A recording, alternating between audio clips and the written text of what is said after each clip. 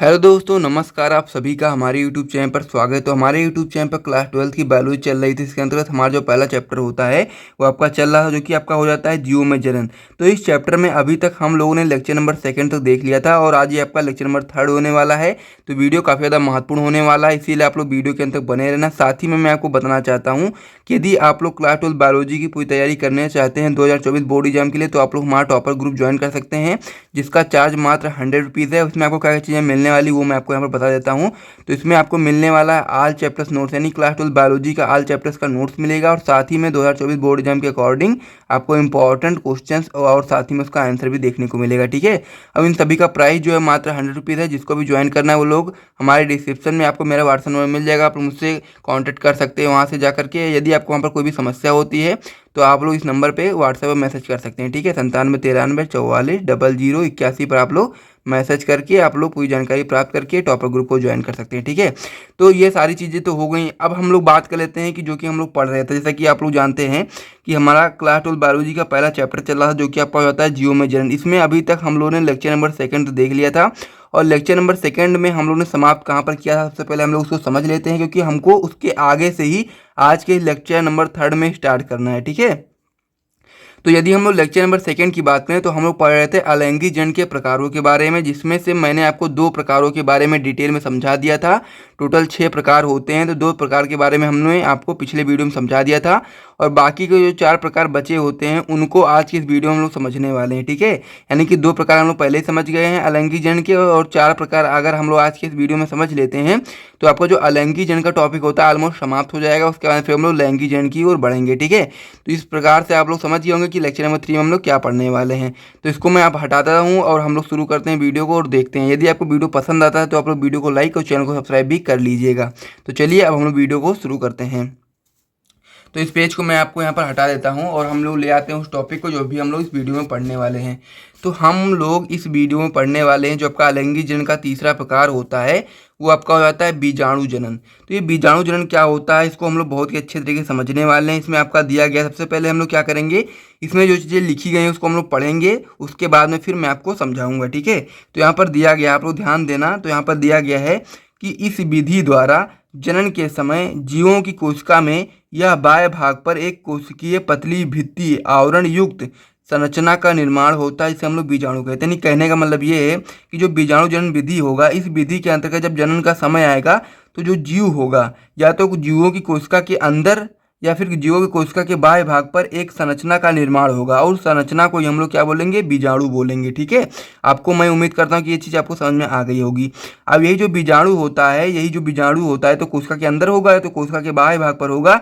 यही बीजाणु कुछ समय के बाद जो भी आपका जीव होगा उससे अलग हो जाएगा, और अलग होकर विभिन्न स्थानों पर फैल जाएगा और फैल करके नए जीव का निर्माण कर देगा। ठीक है, और इस प्रक्रिया को, यानी कि जो आपका बीजाणु है उनके फैल करके नए जीव को निर्माण करने की जो प्रक्रिया होती है, उस प्रक्रिया को ही हम लोग क्या बोलते हैं, बीजाणु जनन कहते हैं। ठीक है, ये चीज़ आपको समझ में आ गई होगी। अब हम लोग आगे बढ़ते हैं। तो बीजाणु जनन के उदाहरण में आप लोग देखोगे तो बीजाणु जनन का उदाहरण में आप लोग बता सकते हो पेनिसिलियम कवक और क्लैमिडोमोनास शैवाल जो आपके हैं, ये आपके बीजाणु जनन के क्या हैं, उदाहरण है। ठीक है, तो इस प्रकार से आप लोग इतना नोट कर लेंगे। आगे यदि हम लोग बात करें तो जो बीजाणु होता है उसके कई प्रकार होते हैं, तो आपको पता होना चाहिए कि बीजाणु के कितने प्रकार होते हैं। तो इससे मैंने आपको यहाँ पर 6 प्रकार के बारे में बताया है, इतना आप लोग अपनी कॉपी में नोट कर लेना। पहला प्रकार इसमें है आपका चल बीजाणु, दूसरा प्रकार इसमें आपका है अचल बीजाणु, तीसरा प्रकार इसमें आपका सुप्त बीजाणु, चौथा प्रकार आपका इसमें निश्चेष्ट अवस्था, और पांचवा प्रकार इसमें आपका पाल्मेला अवस्था, और छठा आपका है कोनिडिया। तो इस प्रकार से आपके बीजाणु के 6 प्रकार हो जाते हैं। इसे आप लोग अपनी कॉपी में नोट कर लेना। इसके अलावा आपको ज़्यादा कुछ समझने की आवश्यकता है नहीं, क्योंकि बोर्ड एग्जाम में बहुत ज़्यादा डिटेल में आपसे नहीं पूछा जाता है। ठीक है, तो इतना आप लोग अपनी कॉपी में नोट कर लीजिए, फिर हम लोग आगे बढ़ते हैं। तो जो कि आपका अलैंगी जनन का तीसरा प्रकार था वो आपका समाप्त हो गया, और हम लोग बढ़ेंगे अलैंगी जनन के चौथे प्रकार की ओर। तो जो अलैंगी जनन का चौथा प्रकार है वो आपका हो जाता है खंडन, जिसे हम लोग खंडी भवन भी कहते हैं। तो ये खंडन क्या होता है हम लोग इसको समझते हैं। तो यहाँ पर दिया गया है कि इस विधि में बहुकोशिकीय जनक का जो शरीर होता है वो 2 या फिर 2 से अधिक खंडों में स्वतः टूट जाता है और प्रत्येक खंड अनुकूल समय आने पर एक नए पौधे या जीव में बदल जाते हैं। एग्जाम्पल के रूप में आप लोग स्पायरोगायरा शैवाल और यूरोथ्रिक शैवाल देख सकते हो। यानी कहने का मतलब ये है मोटा मोटा, मैं आपको यहाँ पर बहुत ही अच्छे तरीके से समझाता हूँ कि जो खंडन विधि होती है, ठीक है, ध्यान से सुनिएगा। जो कि खंडन विधि होती है, इस विधि के अंतर्गत जो आपका जीव होता है, जो कि आपका बहुकोशिकीय जीव होता है, उसका जो शरीर होता है या तो 2 भागों में टूटेगा या फिर 2 से अधिक भागों में अपने आप ही टूट जाएगा, ठीक है। अब जो भाई जितने भी भाग में वो टूटेगा आपका बहुकोशिकीय जनक, उसका प्रत्येक भाग यानी कि टूटा हुआ प्रत्येक खंड अनुकूल समय आने पर नए पौधे या जीव में बदल जाएगा और उस प्रक्रिया को हम लोग क्या बोलेंगे, खंडन बोलेंगे। एग्जाम्पल के रूप में आप लोग देख सकते हो स्पायरोगायरा शैवाल और यूरोथ्रिक शैवाल में क्या होता है, खंडन पाया जाता है, ठीक है। तो इस प्रकार से आप लोग समझ गए होंगे। चौथा प्रकार भी आपका क्लियर हो गया है, इसे आप लोग अपनी कॉपी में नोट कर लीजिए, फिर हम लोग आगे बढ़ते हैं। तो आपका जो अलैंगिक जनन का 5वां प्रकार है, काफ़ी ज़्यादा महत्वपूर्ण प्रकार हो जाता है, वो आपका हो जाता है पुनरुद्भवन।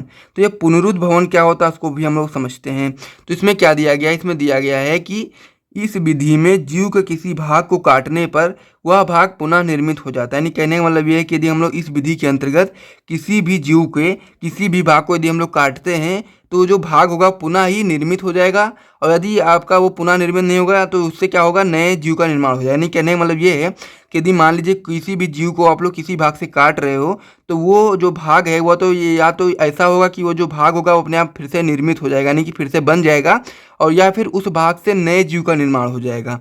तो उस प्रक्रिया को हम लोग पुनरुद्भवन कहते हैं। उदाहरण के रूप में आप लोग देख सकते हो हाइड्रा और प्लेनेरिया, इन दोनों में क्या होता है, पुनरुद्भवन पाया जाता है। और उदाहरण के रूप में मैंने यहाँ पर प्लेनेरिया का जो चित्र है वो बना करके आपको यहाँ पर समझाया भी है, ठीक है। इस प्रकार से आप लोग देखेंगे ये क्या है, प्लेनेरिया है, जिसको यदि हम लोग 3 भागों में इस प्रकार से काट दिए हैं तो 3 भागों में काटने के बाद का जो प्रत्येक भाग है वो एक एक नए प्लेनेरिया को बना ले रहा है। यानी कि पहला जो ऊपर वाला भाग है ये भी एक नया प्लेनेरिया बना लिया, नीचे वाला जो बीच वाला भाग है ये भी आपका एक प्लेनेरिया बना लिया, और लास्ट वाला जो भाग है वो भी आपका एक प्लेनेरिया बना लिया। यानी कहने का मतलब ये है कि इसका प्रत्येक भाग यानी कि कटा हुआ प्रत्येक जो भाग है वो एक नए जीव में बदल गया है। इस प्रकार से आप समझ गए होंगे, ठीक है।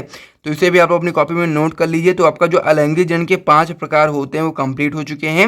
अब हम लोग छठा प्रकार समझेंगे और उसी के साथ में आपका जो अलैंगिक जनन का टॉपिक होगा ऑलमोस्ट समाप्त हो जाएगा, ठीक है। तो इतना हम लोग अपनी कॉपी में नोट कर लीजिए सबसे पहले, ठीक है। यहाँ से आप लोग नोट कर लीजिए, इस पेज पे हम लोगों ने इतनी सारी चीज़ों को पढ़ा है। सबसे पहले बीजाणु जनन के बारे में पढ़ा है, फिर खंडन के बारे में पढ़ा है, और लास्ट में हम लोगों ने पुनरुद्भवन के बारे में पढ़ा है। तो इतना आप लोग जल्दी से अपनी कॉपी में नोट कर लीजिए, फिर हम लोग आगे बढ़ते हैं, ठीक है। हमारा अलैंगिक जनन का जो आपका छठा प्रकार हो जाता है आपका हो जाता है कायिक प्रवर्धन। तो क्या होता है कायिक प्रवर्धन, आइए समझते हैं। सबसे पहले यहाँ पर हम लोग पढ़ेंगे इसी परिभाषा को, उसके बाद फिर मैं आपको समझाऊंगा, ठीक है। तो यहाँ पर दिया गया है कि जब किसी पौधे में जड़, तने, पत्ती के द्वारा नए पौधे को जन्म दिया जाता है तो उसे हम लोग कायिक या फिर वर्धी प्रवर्धन कहते हैं। अब ये आपका किस प्रकार से होता है ये चीज़ आपको यहाँ पर समझना है। यानी कि जब कोई मान लीजिए पौधा है उसमें यदि जड़ और तने या फिर पत्ती से नए पौधे का जन्म हो रहा है तो उस घटना को या कह सकते हैं उस प्रक्रिया को हम लोग क्या बोलेंगे, कायिक प्रवर्धन बोलेंगे। उसे हम लोग कायिक जनन भी कह सकते हैं, वर्धी प्रवर्धन भी कह सकते हैं। इस प्रकार से आप समझ होंगे, ठीक है। आगे यहाँ पर दिया गया है मात्र पौधे का वह भाग जो नए पौधे को बनाता है उसे हम लोग कायिक प्रवर्धन कहते हैं। जैसे कि मान लीजिए कोई भी पौधा है उसके जड़ से नए पौधे का जन्म हो रहा है तो जो आपका जड़ हो जाएगा वो क्या हो जाएगा, कायिक प्रवर्धन हो जाएगा। उसी प्रकार से मान लीजिए उसी पौधे के यदि मान लीजिए पत्ती से नए पौधे का जन्म हो रहा है तो जो आपका पत्ती होगा वो आपका कायिक प्रवर्धन हो जाएगा। उसी प्रकार से जैसा कि मान लीजिए तने से नए पौधे का जन्म हो रहा है तो तना आपका कायिक प्रवर्धन हो जाएगा। यही चीज़ आपको यहाँ पर समझना है कि कायिक प्रवर्धन क्या होता है। तो आप लोग समझ गए होंगे कि मात्र पौधे का वह भाग जो नौ पौधे को बनाता है उसे हम लोग कायिक प्रवर्धन कहते हैं, जो कि आपका जड़, तना, पत्ती इनमें से कोई भी हो सकता है। तो इस प्रकार से आप लोग कायिक प्रवर्धन के बारे में समझ गए होंगे। अब हम लोग कायिक प्रवर्धन के प्रकार के बारे में समझते हैं। तो जो आपका कायिक प्रवर्धन होता है आपका 2 प्रकार का होता है, जिसमें आपका जो पहला प्रकार हो जाता है आपका हो जाता है प्राकृतिक कायिक प्रवर्धन और दूसरा प्रकार आपका हो जाता है कृत्रिम कायिक प्रवर्धन। तो आज की इस वीडियो में हम लोग प्राकृतिक कायिक प्रवर्धन को समाप्त करेंगे और नेक्स्ट वीडियो हम लोग कृत्रिम कायिक प्रवर्धन को पढ़ेंगे। जो कि आपका कृत्रिम कायिक प्रवर्धन होता है बहुत ज़्यादा महत्वपूर्ण टॉपिक हो जाता है, तो इसीलिए आप लोग नेक्स्ट वीडियो को ध्यान से देखिएगा, तभी आप लोग इसको समझ पाएंगे। और साथ ही में ये आपके बोर्ड एग्जाम में पूछा भी जाता है, तो इसीलिए आपको इसको बहुत ही अच्छे तरीके से समझना है। तो अब हम लोग आज की वीडियो में पढ़ने वाले हैं प्राकृतिक कायिक प्रवर्धन के बारे में। तो प्राकृतिक कायिक प्रवर्धन क्या होता है उसको समझते हैं हम लोग। तो यहाँ पर लिखा गया है कि प्राकृतिक कायिक जनन में स्वतः ही पौधे का रूपांतरित भाग यह कायिक प्रवर्ध अंकुरित होकर नए पौधे को जन्म देता है। प्राकृतिक कायिक जनन की विधियाँ निम्न, यानी कहने का मतलब ये है कि जो आपका प्राकृतिक कायिक जनन होता है इसमें हम लोग करने की कुछ आवश्यकता होती नहीं है। जो प्राकृतिक कायिक जनन होता है इसमें जो पौधा होता है उसका अपने आप ही जो नया भाग कह सकते हैं कायिक प्रवर्ध जो होता है, पौधे का रूपांतरित भाग बोल सकते हैं या फिर हम लोग कायिक प्रवर्ध बोल सकते हैं, वो अपने आप ही अंकुरित होकर नए पौधे को जन्म देता है। प्राकृतिक कायिक प्रवर्धन कहलाता है। अब इसकी विधियां भी कई सारी होती हैं, इसमें से हम लोग 3 विधियों को पढ़ने वाले हैं। पहली विधि आपकी हो जाती है जड़ों द्वारा कायिक जनन। तो जड़ों द्वारा कायिक जनन किस प्रकार से होता है यह समझते हैं। तो आप लोग बताओगे कि जब कोई पौधा जड़ों द्वारा अपने समान नए पौधे को जन्म देता है तो उसे हम लोग जड़ों द्वारा होने वाला कायिक जनन कहते हैं। एग्जाम्पल के रूप में आप लोग देख सकते हो परवल, शकरकंद, शतावर पौधे में आदि में क्या होता है, जड़ों द्वारा कायिक जनन होता है। तो इस प्रकार से आप समझ गए होंगे। आगे यदि हम लोग बढ़ें तो आगे जो आपका दूसरा प्रकार हो जाता है प्राकृतिक कायिक प्रवर्धन का, वो आपका हो जाता है पत्ती द्वारा होने वाला कायिक जनन। तो इसमें किस प्रकार से होता है ये भी आपको समझना है।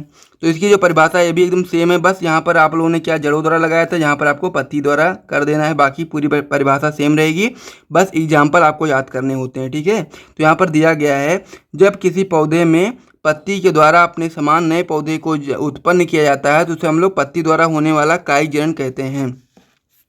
एग्जाम्पल की यदि हम लोग बात करें तो आप लोग बता सकते हैं कि अजूबा और बिगोनिया पौधे में पत्ती द्वारा होने वाला कायिक जनन होता है। तो इस प्रकार से आप लोग इसे अपनी कॉपी में नोट कर लीजिए, फिर हम लोग आगे बढ़ते हैं। तो सबसे पहले हम लोग समझ लेते हैं कि इस पेज पर हम लोगों ने क्या क्या चीज़ों को पढ़ा। सबसे पहले हम लोगों ने कायिक प्रवर्धन के बारे में पढ़ा, उसके बाद में फिर हम लोगों ने कायिक प्रवर्धन के प्रकार के बारे में समझा। उसमें से आपके जो 2 प्रकार होते हैं इसमें जो पहला प्रकार होता है प्राकृतिक कायिक प्रवर्धन के बारे में हम लोगों ने समझा। उसमें आपके जो 3 प्रकार होते हैं इसमें से 2 प्रकार हम लोग समझ चुके हैं। पहला प्रकार आपका जड़ों द्वारा कायिक जनन, दूसरा प्रकार आपका पत्ती द्वारा होने वाला कायिक जनन। ठीक है, तो इतना आप लोग अपनी कॉपी में नोट कर लीजिए, फिर हम लोग आगे बढ़ते हैं। तो इस पेज को मैं हटा देता हूँ।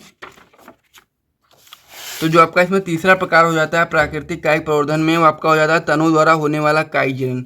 तो तनों द्वारा होने वाला कायिक जनन की जो परिभाषा होती है वो भी एकदम सेम होती है। यहाँ पर जैसे कि मैंने आपको बताया सबसे पहले जड़ लगाया था, वहाँ पर आपको तना कर देना है और बाकी सारी चीज़ें सेम होती हैं। तो यहाँ पर आप लोग लिखेंगे कि जब किसी पौधे में तने के द्वारा अपने समान नए पौधे को उत्पन्न किया जाता है तो उसे हम लोग तने द्वारा होने वाला कायिक जनन कहते हैं। एग्जाम्पल के रूप में आप लोग देख सकते हो अदरक, हल्दी, आलू आदि में क्या होता है, तनों द्वारा होने वाला कायिक जनन पाया जाता है। तो इस प्रकार से आपका जो प्राकृतिक कायिक प्रवर्धन होता है पूरी तरह समाप्त हो जाता है। नेक्स्ट वीडियो हम लोग कृत्रिम कायिक जनन के बारे में पढ़ेंगे। तो इसी के साथ हम लोग वीडियो को समाप्त करते हैं, मिलते हैं हम लोग नेक्स्ट वीडियो में, तब तक के लिए जय हिंद।